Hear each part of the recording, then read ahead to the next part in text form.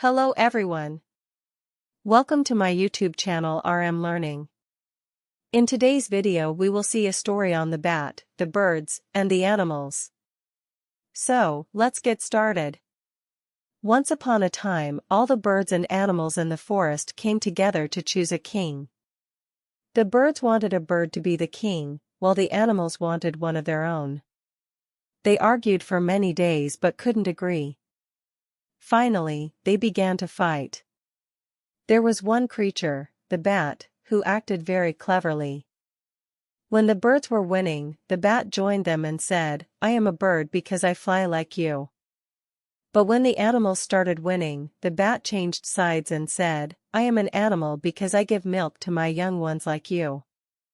The bat kept changing sides just to stay safe.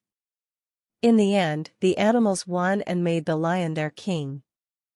The bat went to congratulate the animals, but they said, "You're not one of us, you can fly like a bird." So the bat went to the birds, but they also said, "You are not one of us, you give milk like animals." Both sides rejected the bat. From that day, the bat hides during the day and only comes out at night, because no one trusts it.